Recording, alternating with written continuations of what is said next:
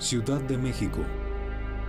Hasta hoy, la imagen de la Virgen de Guadalupe sorprende al mundo por sus enigmas.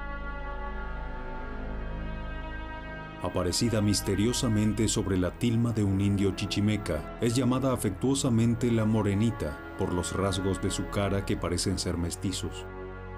Por unos 500 años, Guadalupe ha sido un símbolo para los creyentes de América Latina. La tradición religiosa cuenta que 10 años después de la conquista de la capital azteca, llamada luego Ciudad de México, al amanecer del 9 de diciembre de 1531, el indio Juan Diego se dirigía a Tlatelolco. Pasando sobre el monte Tepeyac, es atraído por un armonioso canto de pájaros que provenía de la cumbre, donde estaba saliendo el sol. El indio se dirige a la cima de la colina y siente una voz que lo llama dulcemente. Ve una joven de pie, rodeada de luz, que le habla y se expresa en la lengua culta de los aztecas, el náhuatl.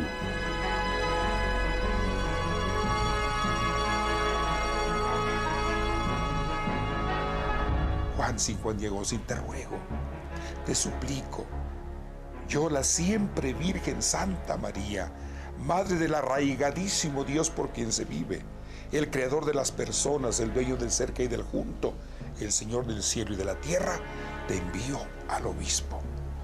Y que le digas que quiere una casita aquí en el llano, para en ella mostrar al que es amor, al que es ternura, al que es compasión, al que es bondad, al que es paz, al que es verdad, al que es justicia. Y Juan Diego, presuroso, va a ver al obispo. Evidentemente que tuvo dificultades para ver al señor obispo.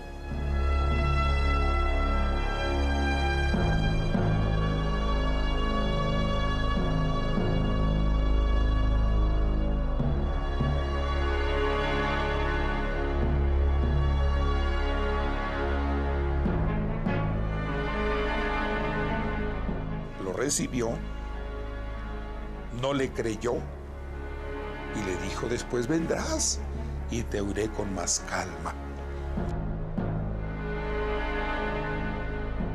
Así, Juan Diego, desconsolado, retoma el camino de regreso. Ese mismo día, el indio sube nuevamente al monte Tepeyac y encuentra una vez más a María. Juan Diego le pregunta humildemente si es posible enviar a alguien más importante que él, más creíble, pero María responde: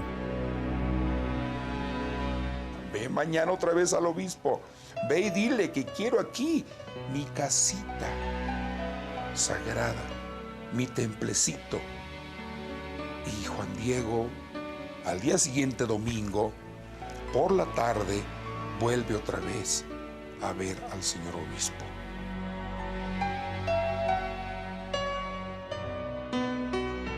No le cree, le dice: oye, pues tráeme una prueba, tráeme un signo para que yo pueda creer que es la misma Señora del Cielo quien te envía.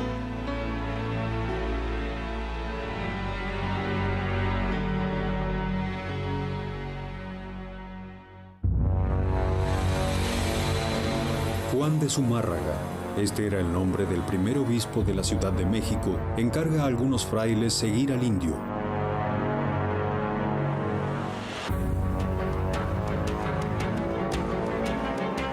Los frailes lo siguen por un largo tramo del camino entre los bosques, pero no logran mantenerse cerca de él y en cierto punto inevitablemente lo pierden de vista. Llegando a la cima del monte Tepeyac, Juan Diego encuentra nuevamente a María. Una vez que escuchó de la boca del pobre hombre que el obispo quiere una prueba, María le pide a Juan Diego que regrese al día siguiente por la mañana. Le daría la señal para mostrarle a Zumárraga. Pero al día siguiente Juan Diego no se presenta a la cita. El indio de hecho debe ir a buscar a un cura, temiendo por su tío que está gravemente enfermo.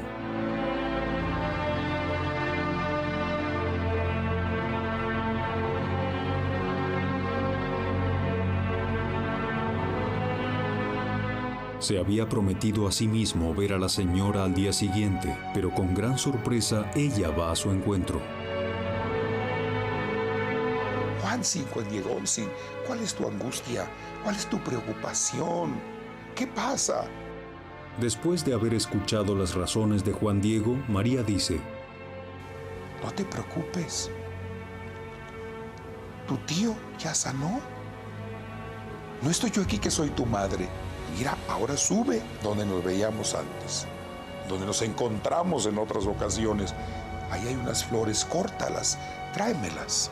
Y Juan Diego va presuroso a traer las flores, las acomoda en su tilma y se las lleva a la señora.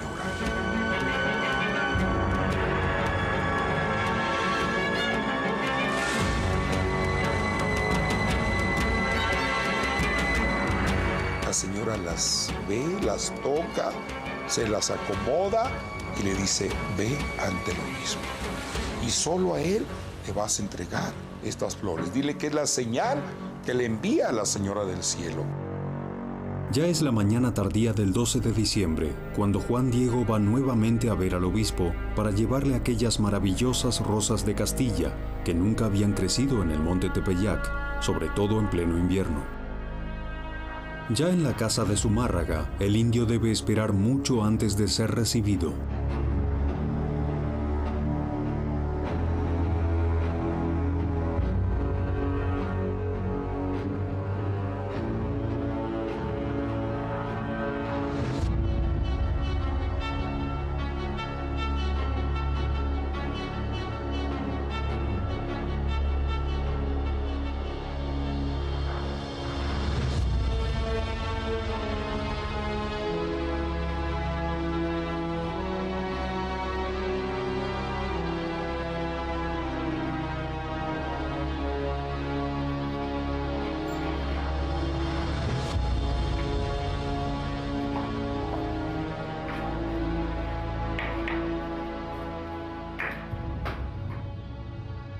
Una vez frente al obispo, Juan Diego le cuenta su diálogo con María y abre la tilma para mostrarle las flores.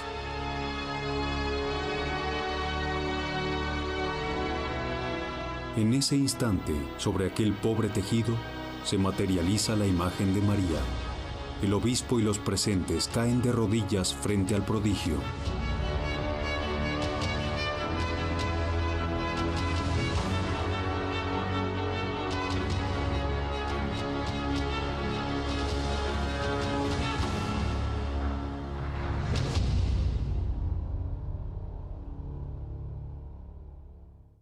Juan Diego cumple con su tarea y vuelve a lo de su tío, a quien había dejado el día anterior. El tío le cuenta que la Virgen se apareció frente a su cabecera, presentándose con el nombre de Guadalupe. La historia de Juan Diego y de la Virgen de Guadalupe se difunde rápido oralmente, como en la tradición azteca.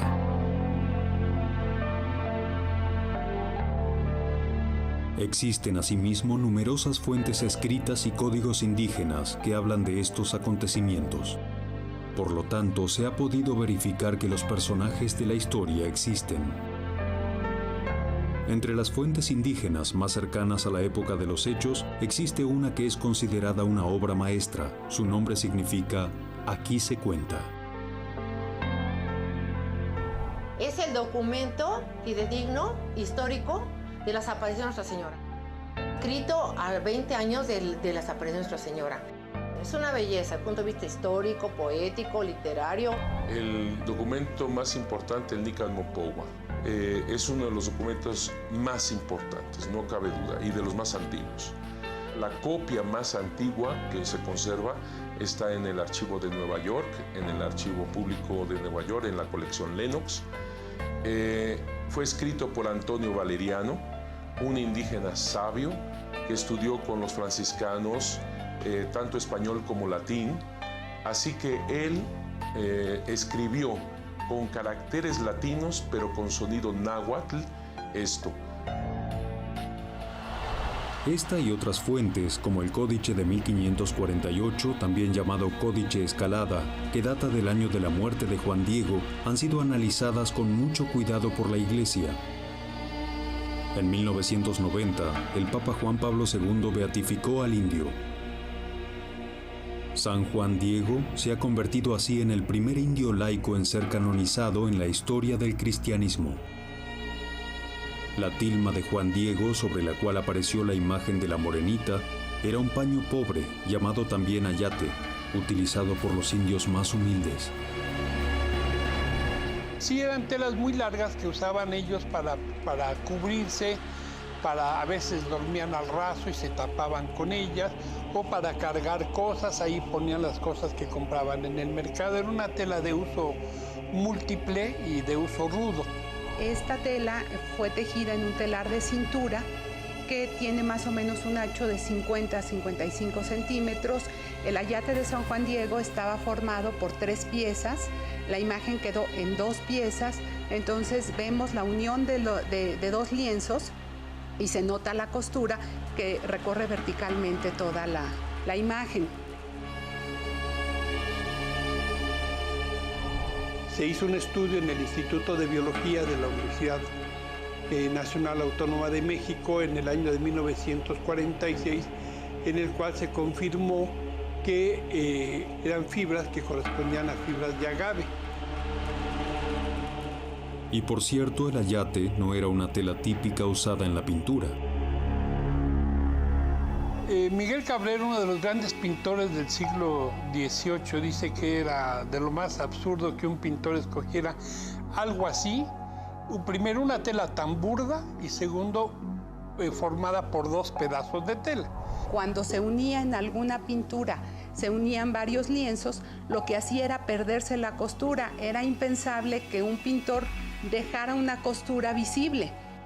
Pero ¿cómo puede un tejido de ágave, por naturaleza muy frágil, conservarse por tanto tiempo? Realmente hay que estarlo sometiendo para combatir plagas, porque es muy atacado por las plagas.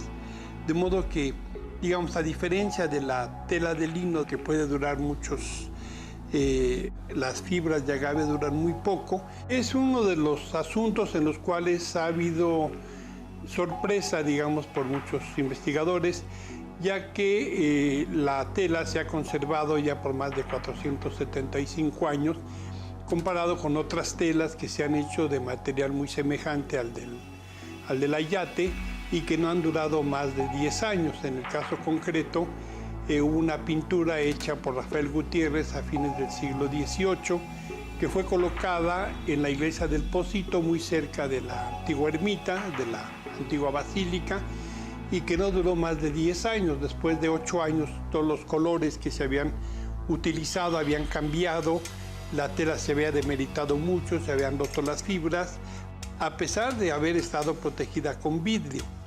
Todo el ambiente donde se encontraba el ayate favorecía la putrefacción y la corrupción de las telas.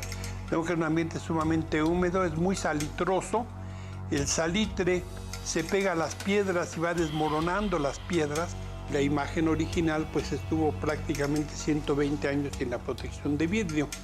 De modo que es una sorpresa el hecho de que esta tela tan frágil se haya conservado, y solo en últimos tiempos es cuando se han tomado medidas especiales para protegerla contra los ataques del medio ambiente. Recientemente se han hecho estudios que muestran que la tela sigue sin corromperse. Además, debe decirse que la tilma sobrevivió a un incidente en el cual fue vertido ácido nítrico sobre el tejido, hecho que ha causado la aparición de una mancha que, sin embargo, inexplicablemente está desapareciendo. Pero no solo eso, una bomba que explotó en un atentado en 1921 destruyó todo lo que había, doblando hasta un crucifijo macizo de bronce, mientras que la imagen fue la única cosa que permaneció íntegra. El modo en que la imagen se ha fijado sobre el tejido también es un misterio. En la tilma no hay lo que se llama aparejo, que es la preparación previa que hacen los pintores para eliminar las irregularidades de la tela, llenar los intersticios y tener una superficie adecuada además para que reciba el material para colorear y que se fije. En el caso de la tilma, ya desde 1666 hay evidencias de que no hay esta preparación. El tejido de la tilma es tan abierto que se puede ver a través de ella. El brillo de los colores de la imagen de Guadalupe tampoco parece sufrir el ataque del tiempo. tenemos descripción de cómo la veían, la han visto a lo largo de la historia y los colores que tenían y han permanecido. Tenemos pinturas que se conservan y conservan su color porque tienen toda una base de preparación y tienen una protección, un barniz final que va a proteger los colores. Y aún así, lo que pasa es que el barniz que se les ponía se va oxidando. En pintura, para obtener la sensación de volumen y profundidad, se dan varias capas de color, varias pinceladas de diferente tonalidad. Y en la imagen de la Virgen de Guadalupe, en el ayate, lo que tenemos es como si fuera en un solo brochazo o en una sola puesta de pintura. Incluso un hecho que nos sorprende mucho es que el tejido es un tejido muy burdo, porque se ven los nudos, se ven las partes más gruesas, sirven para dar ese volumen. En el labio de la Virgen, uno de los nudos de la tela ayuda a dar ese volumen y es lo que ahora sí que se vale de las imperfecciones del tejido para dar ese rostro. Ustedes podrán ver imágenes guadalupanas en todo el mundo y copias de pintores y ninguna ha igualado el rostro. A través de la fotografía infrarroja, técnica utilizada todavía hoy, por ejemplo en los estudios críticos de pinturas antiguas, en los años 80 los profesores Jody Smith y Philip Callahan, colaboradores de la NASA, confirman que en la tilma no existe una preparación del fondo para la pintura. Añaden que es total la ausencia de pinceladas. Ningún rasgo, ninguna técnica pictórica conocida. Y no solo eso.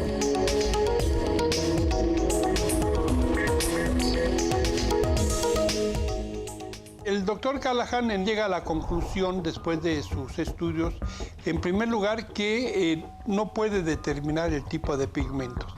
Le sorprende la conservación de los pigmentos después de tanto tiempo. Se muestra también muy sorprendido del hecho de que en la tilma no se vea maltrato producto del humo, de las radiaciones, de las veladoras, de las velas que se usaron. El descubrimiento de Callahan confirma los resultados de análisis químicos anteriores hechos sobre la tilma. También se ha podido ver a través de estos estudios que hay uno en particular que se hizo en 1936 por el doctor Richard Kuhn, que analizó una fibra amarilla y una fibra roja del ayate y pues no pudo determinar si los pigmentos eran de origen vegetal, de origen mineral o de origen animal. Ni tampoco se ha podido explicar la conservación de los pigmentos, que después de tantos años sigan conservándose en forma pues tan natural, se ven en una forma muy natural, y lo que no ha pasado incluso con muchas de las réplicas. El doctor Kuhn era un experto en estos temas, recibió el Premio Nobel de Química y conocía las composiciones químicas de ácidos, pigmentos, tintes, bases. Smith y Callahan afirmaron en cambio que algunas partes de la imagen podrían haber sido añadidas sucesivamente, como los rayos del sol, las estrellas en el manto y la luna bajo los pies de la Virgen. Pero entonces, ¿cómo se explica que todas las copias de la pintura, incluso muy cercanas a la época, presenten los mismos elementos de la imagen original? Una de las copias más antiguas, anterior a 1571, se encuentra en Italia, en la provincia de Génova.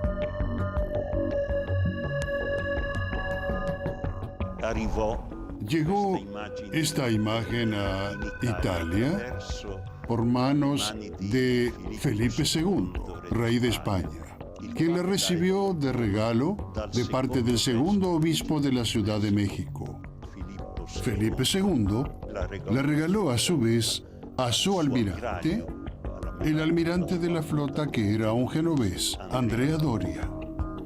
La tradición nos dice que Andrea Doria llevó consigo esta imagen y la colocó en la galera principal de la flota católica en aguas de Lepanto, donde el cristianismo derrotó a los turcos. En los años 70, el padre Mario Rojas, gran conocedor del pueblo azteca, demostró que la imagen de Guadalupe es un verdadero códice mesoamericano, lleno de símbolos de la cultura náhuatl. Todo lo que hay en la imagen de Nuestra Señora, todos tienen significado. Todos sus vestidos tienen los colores que trae ella, son de realeza. Ese color, el azul turquesa o de jade, que el jade era más valioso que el oro.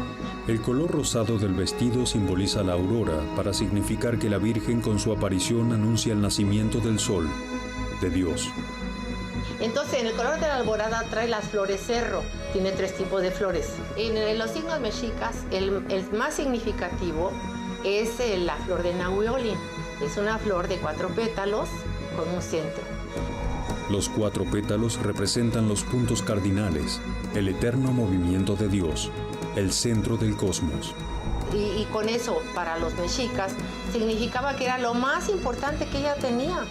Entonces, con eso está diciendo, yo traigo al niño Dios, traigo a Dios, al niño Sol, aquí a que nazca con ustedes, a que nazca, que lo conozcan, a darlo a conocer. Y ellos lo entendieron magníficamente con la flor de Nahuiolin. Incluso la forma de las flores sobre el vestido de la Virgen tiene un significado preciso.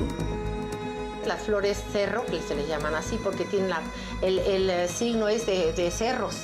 Ellos en los planos ponían así los signos de cerros, como vienen ahí con unas volutitas y terminaban en piquito, porque con eso quiere decir Tepeyacatl, punta de cerro o cerro picudo. El padre Chávez exalta aún más el importante significado de estas flores que los indígenas llamaban flor y canto. Si la señal para el obispo son las flores en una tierra como el Tepeyac, muerta, árida, polvosa, salitrosa, donde no hay vida, y hay flores, y para el indígena es flor y canto, significa la verdad, la señal es mucho más potente, mucho más fuerte desde la mentalidad indígena que la española. Y ellos decían, yo no puedo ver la raíz, pero yo entiendo que en la raíz está la vida. Por lo tanto, la señal que le está mandando la Virgen al obispo era la señal de la verdad.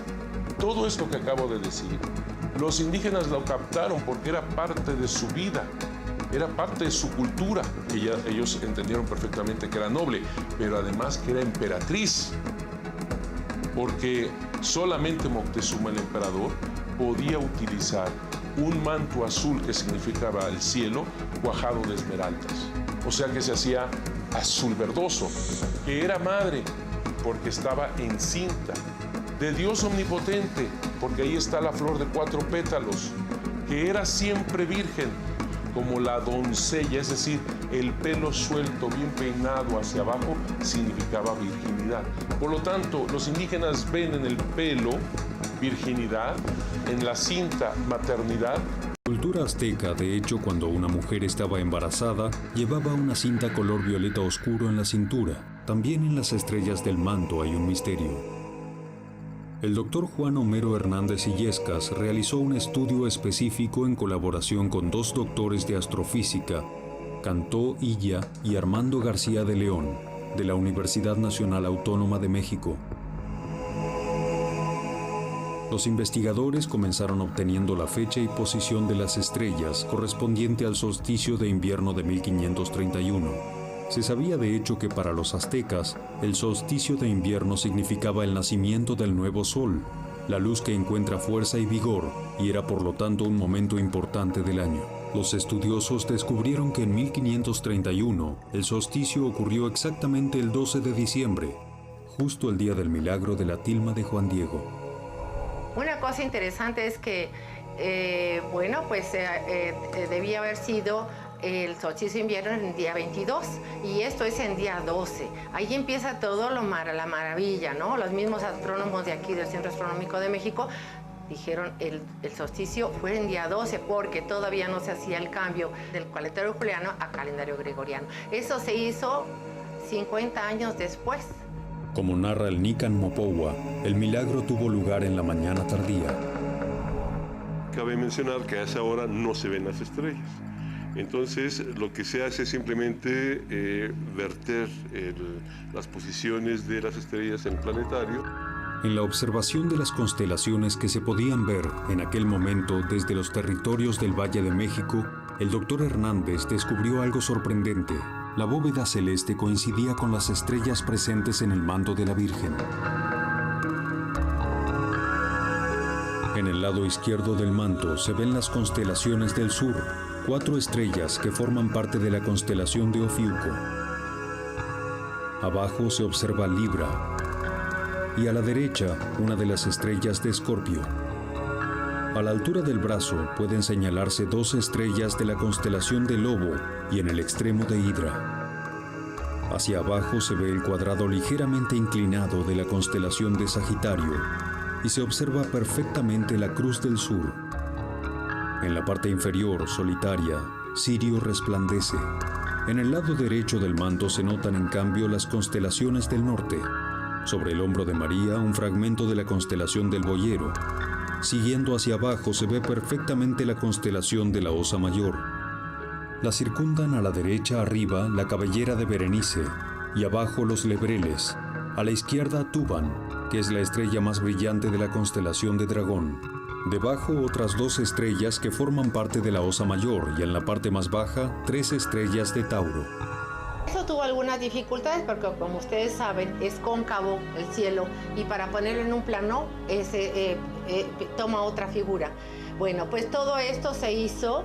En primera instancia se pretendía poner las estrellas como estaban en el cielo, volteándolas. Y no es así, sino es como en un espejo. Las estrellas sobre el manto de la Virgen reproducen exactamente la disposición de las constelaciones en el momento de la aparición, pero viéndolas desde el espacio y no desde la Tierra. Incluso la luna presente en la imagen corresponde a la disposición astronómica del cielo de aquel 12 de diciembre de 1531. Esa luna, cuando se aparece la Nuestra Señora en el solsticio de invierno, la luna estaba en cuarto creciente, como está ahí.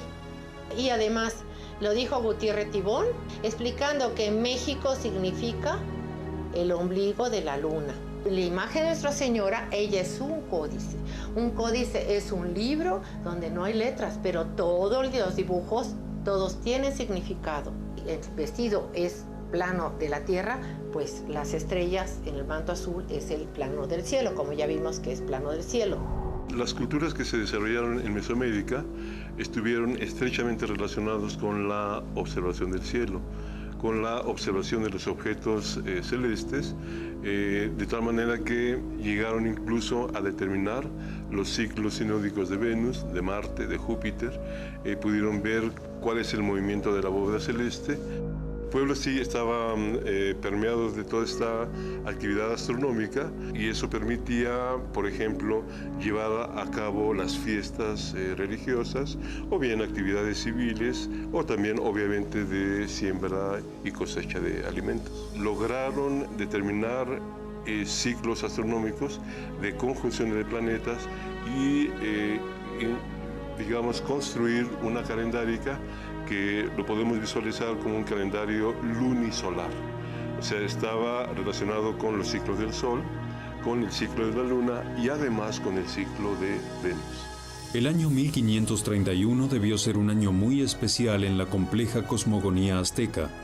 De hecho, el solsticio de invierno se registró bajo la conjunción del Sol con Venus, un evento astronómico registrado cada 104 años, de extraordinaria importancia para los aztecas porque quería decir el inicio de una nueva era. Los aztecas ya habían previsto que justo en aquel año llegaría una nueva era. El calendario de piedra, el calendario solar, el calendario de los aztecas, inicia una nueva era en la caseta 13 Caña, que es 1531. En 1521 se termina la conquista en México. Fue un momento terrible, espantoso para los indígenas. Una depresión tal, pero no solamente por haber sido vencidos en guerra, sino que además ellos tenían en su mentalidad religiosa de que el quinto sol, es decir, este sol, este momento, esta era que ellos vivían, iba a terminar. En la imagen de la Virgen y en el relato de las apariciones se encuentran referencias a una de las divinidades más amadas de los aztecas, la diosa Tonantzin, cuya festividad estaba asociada al solsticio de invierno. Coatlicue Tonantzin, la madre de todos los dioses. era una diosa. Su templo se encontraba en las faldas del Tepeyac. Parece que hasta los indios inicialmente llamaron a Guadalupe con el nombre de esta diosa, casi reconociendo en ella la misma divinidad. Los indígenas le colocaban un título indígena, Tonantzin Guadalupe. Tonantzin no es un nombre, es un título, nuestra madrecita, así en forma reverencial. Pero entonces, ¿quién habría pintado esta imagen que representa una perfecta síntesis entre la iconografía cristiana y la cultura mesoamericana? A 10 años de la conquista de México, ¿quién podía tener este profundo conocimiento de ambos mundos? Además, ¿quién habría podido traducir este conocimiento en una obra maestra de armonía tal como es la imagen de Guadalupe? Los estudios sobre la imagen de la Morenita han demostrado que la pintura respeta la llamada proporción dorada, una correspondencia armónica entre las partes individuales y el todo, entre los espacios y los volúmenes, que los griegos conocían bien y que traducida en la proporción áurea, 1 a 6.18, está presente en la naturaleza, en el hombre, en las galaxias y hasta en la música. Mi esposo empieza por tomar como referencia la costura del medio. A partir de eso encuentra un cuadrado perfecto. Y de ese cuadrado perfecto, con un compás, se saca otra partecita, otra parte, que se añade que es un rectángulo, un rectángulo más pequeño. Y el total del cuadrado, el A más la B, hacia el cuadrado más el rectángulo ese, es la proporción áurea o perfecta. En 2008, un matemático de nombre Fernando Ojeda Llanes, partiendo de los estudios de Pitágoras sobre la matemática y la música, hizo un descubrimiento sensacional. Utilizando el rectángulo áureo de la imagen como punto de partida, el matemático obtuvo un pentagrama, dándose cuenta que los símbolos del vestido y las estrellas del manto se insertan perfectamente como pausas y notas musicales. El resultado ha sido el descubrimiento de una real y verdadera melodía en la figura de la Virgen de Guadalupe.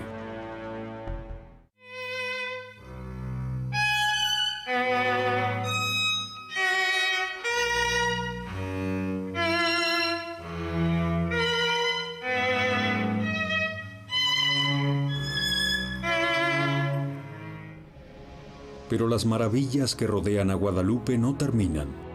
El ingeniero peruano José Aste Tonsman, retomando algunos estudios efectuados en los años 60, según los cuales en los ojos de la Virgen estaban presentes figuras humanas, hace un descubrimiento excepcional.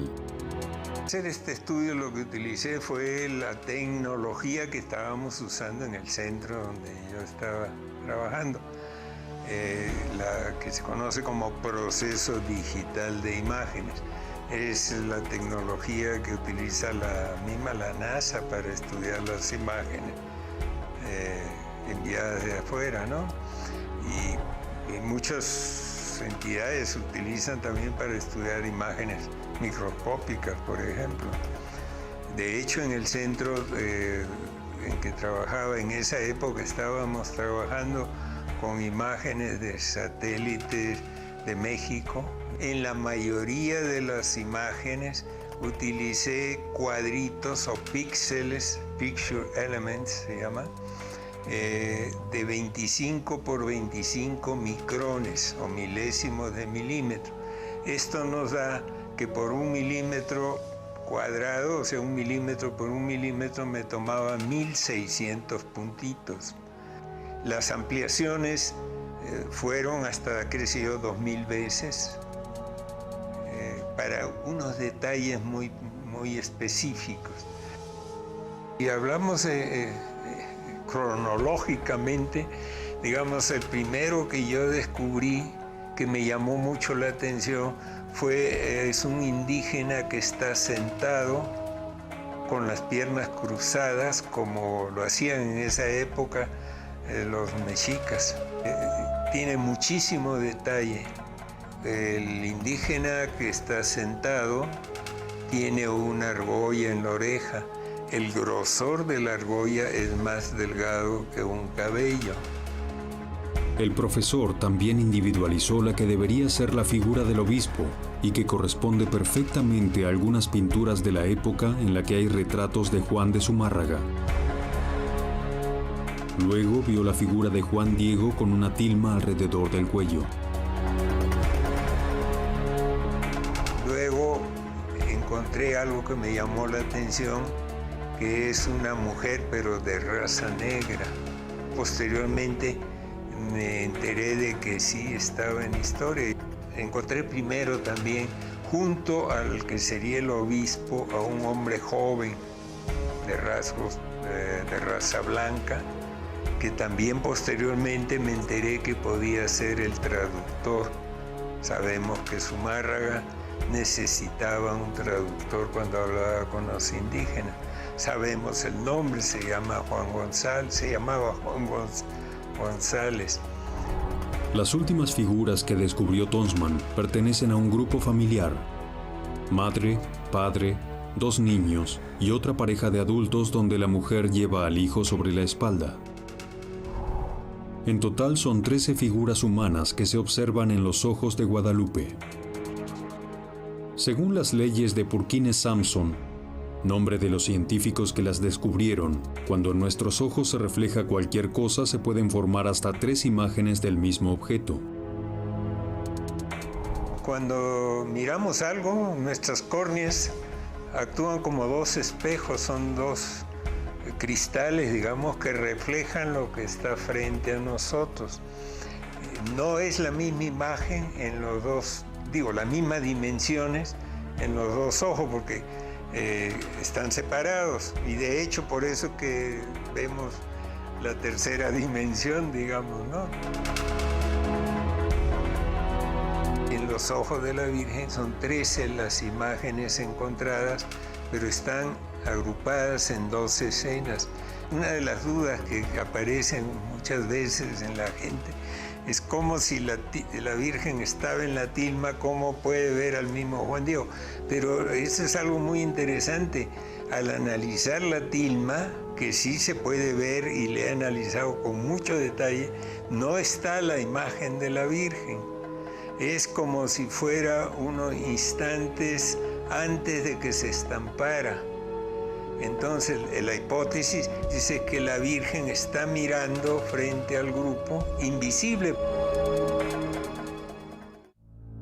La morenita se le aparece al tío de Juan Diego y lo cura, y le revela también a él su nombre, Guadalupe. Pero Guadalupe era un nombre muy conocido ya en España, en la región de Extremadura. Está ligado a otra aparición de la Virgen, que tiene raíces incluso en el periodo en el que Lucas el Evangelista escribiera su Evangelio.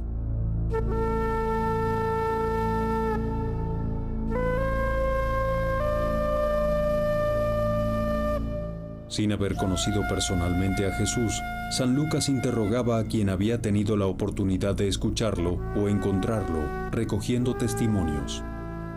Un papel fundamental en la redacción de su Evangelio fue el del apóstol San Pablo. El evangelista lo acompañaba en sus largos viajes desde Palestina hasta Grecia, haciéndole numerosas preguntas sobre Cristo. Estuvo presente durante las prédicas que el apóstol hacía a la gente.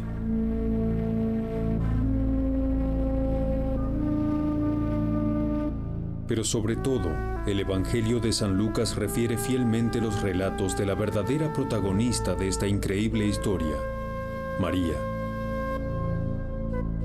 En sus largos coloquios, ella le confía muchos detalles de la vida de su amado hijo,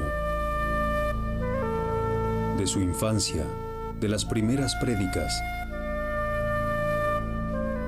San Lucas anota todo minuciosamente, escuchándola con devoción. Por ello, su obra es llamada también el Evangelio de María. Además de ser evangelista, se cuenta que San Lucas era también médico y artista. La Virgen fue objeto de muchas pinturas y esculturas atribuidas a él. De una de ellas parte la increíble historia que nos pone en relación con la Virgen de Guadalupe en México. Se trata de una estatuilla que representa a la Virgen con el niño, que fue puesta junto al cuerpo de San Lucas cuando murió en Tebas. Pero ¿cómo llegó este objeto de Grecia hasta la región de la Extremadura, en España? Se cree que la estatuilla había sido llevada de Tebas a Constantinopla, junto al féretro de San Lucas por voluntad de Constanzo, emperador de Oriente, en el 357 después de Cristo. Con una gran procesión, hicieron entrar el ataúd de Lucas en la iglesia, con toda la corte imperial, con, al frente de todos, el obispo de Constantinopla, Macedonio, que tenía esta estatuilla con las manos en alto, mientras la procesión continuaba a través del altar central. Luego se supo que la estatuilla fue regalada por el emperador de Oriente Mauricio al futuro Papa Gregorio Magno, en la época en que este último se encontraba en su corte como embajador del pontífice. Cuando Gregorio volvió a Roma, tenía dos imágenes de la Virgen. Una era en forma pictórica. La otra era la estatuilla de madera que trajo consigo a su aposento en Celio. En el año 590 después de Cristo, Gregorio fue elegido papa, pero la estatuilla de San Lucas no permaneció por mucho tiempo en Roma. Gregorio decide regalarla a un gran amigo suyo, un hombre de mucha espiritualidad y de mucho ingenio, que era Leandro, el obispo de Sevilla.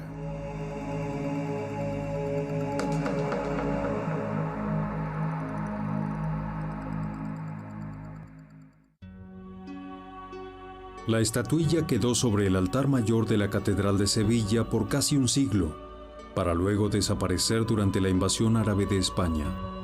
La tradición dice que fueron a buscarla algunos clérigos para ponerla a salvo. La metieron en una bolsa y huyeron a Occidente. Recorrieron el viejo camino romano, la calle de los Lusitanos, que atravesaba todo Portugal de norte a sur. Se detuvieron en Mérida por cierto tiempo y luego continuaron huyendo de los invasores. Llegaron a Cáceres, en el corazón de Extremadura. Retomaron por un riachuelo, llegaron al límite del bosque y se detuvieron. Allí decidieron que ese era el lugar justo para esconder la estatuilla. Hicieron un pozo. Sacaron la estatuilla de la bolsa, la miraron con devoción, sabiendo que nunca más la verían. Luego la volvieron a poner en la bolsa y la enterraron.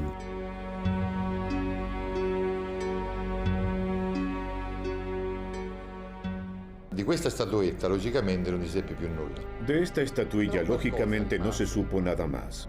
Pero algo quedó en las leyendas de los pueblos de aquella zona, de la gente de aquella zona. De hecho, se narraban extraños cuentos que las abuelas y abuelos contaron junto al fuego a los niños durante los inviernos. Se contaba justamente de un tesoro escondido en el bosque. Por 600 años se perdió la memoria de la estatuilla de San Lucas, hasta el verano de 1329.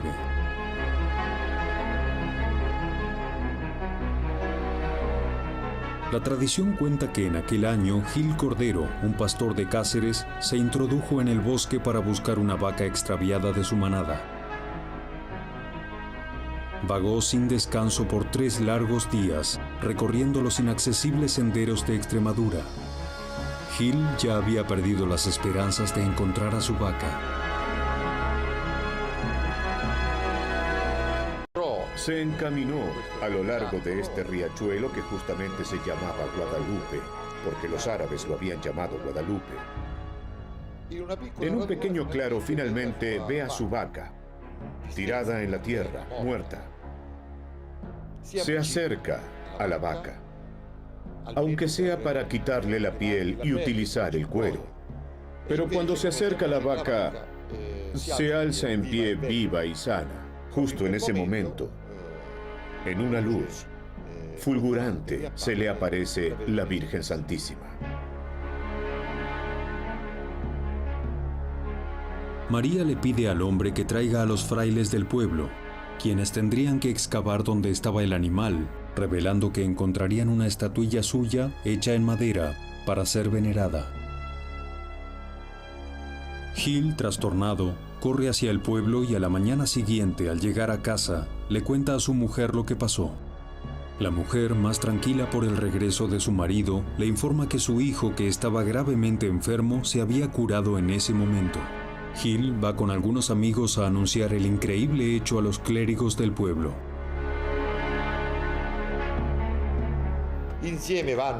Van juntos a contarle a los curas lo que la Virgen le había dicho y subraya sobre todo una frase que la Virgen le dijo: que aquí sea construida una pequeña casa donde todos los pobres que llegarán deberán tener al menos una comida al día.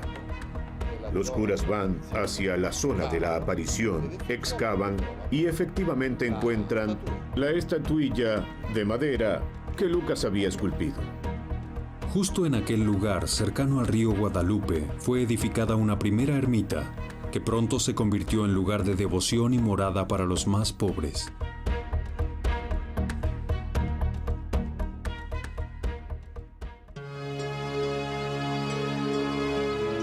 Sucesivamente, los reyes de España, Isabel y Fernando, tomaron por costumbre ir a visitar el santuario.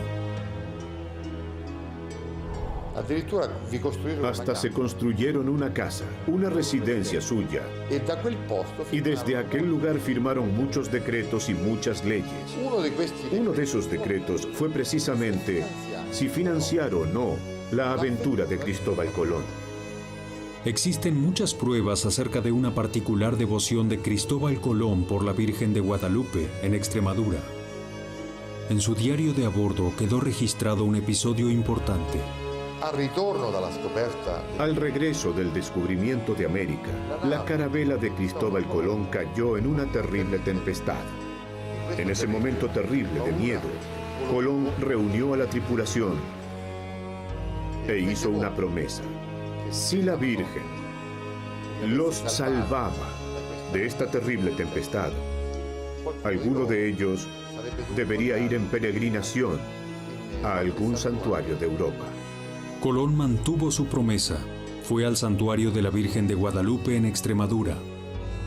También Cortés provenía de la región de Extremadura, así como muchos misioneros enviados al Nuevo Mundo. Esto lleva a pensar que han sido los mismos españoles quienes dieron el nombre de Guadalupe a la Virgen mexicana. Pero existe la prueba de que los españoles y aún los misioneros franciscanos no querían que la Virgen aparecida en México se llamara Guadalupe. Por otra parte, en aquel tiempo, los dos pueblos estaban todavía muy lejos de conocerse y comprenderse. Luego, el edicto de Carlos V, el ministro de los franciscanos en España, Francisco de los Ángeles, les envió a los indios un grupo de misioneros llamados los 12 Apóstoles de México, pero ellos no lograron convertir a aquel pueblo. Los primeros años de la evangelización fueron años muy difíciles. Los 12 apóstoles mexicanos no llegaban a comprender el significado alegórico de esas estatuas, que a ellos les parecían monstruosas, diabólicas.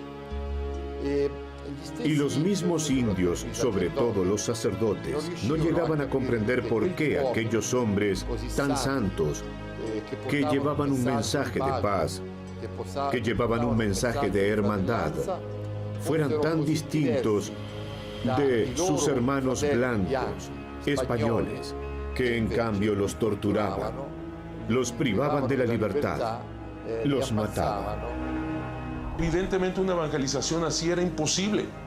Imposible, era titánica. Imagínense ustedes, antes de 1531 habían alrededor de unos 35 misioneros franciscanos, poquísimos dominicos, algunos cuantos diocesanos, para una labor titánica ante una multitud de indígenas, cerca de 23 millones de habitantes. Resulta que los mismos españoles entre sí se mataban, se robaban cometían las más grandes y graves injusticias entre ellos.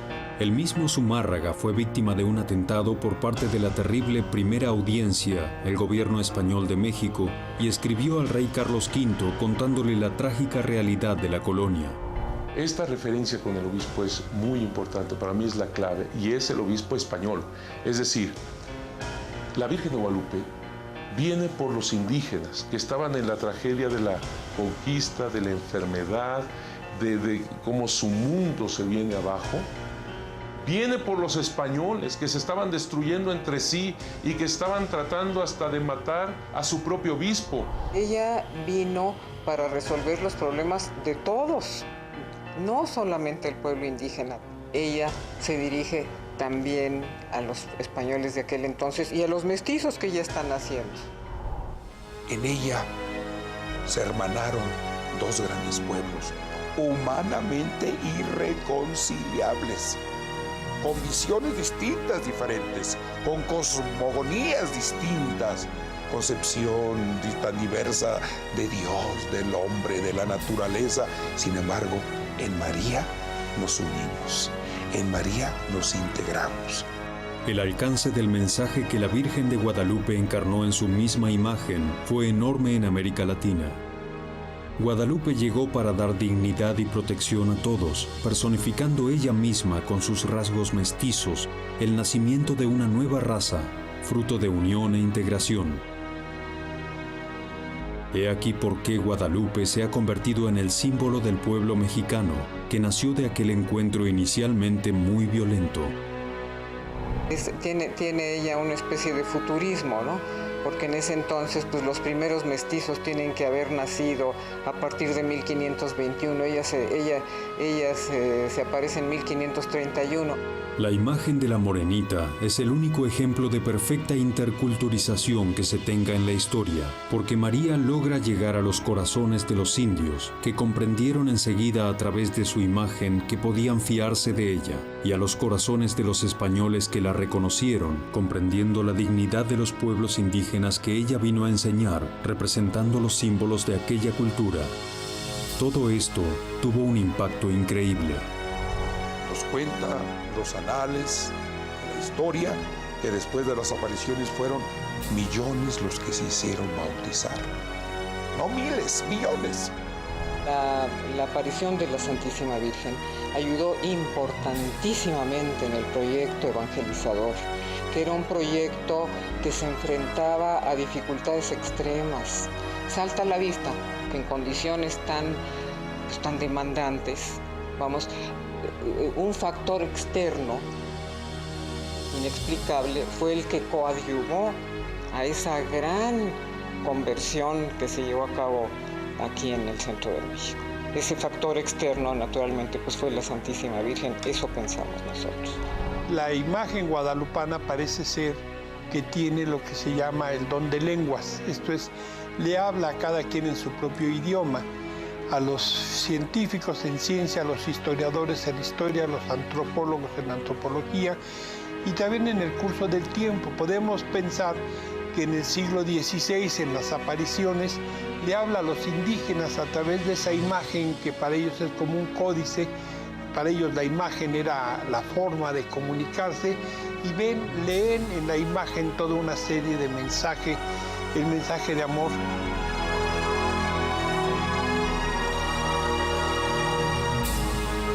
Es así que la tilma de un pobre indio, de características excepcionales, cambió la historia de los pueblos de América Latina.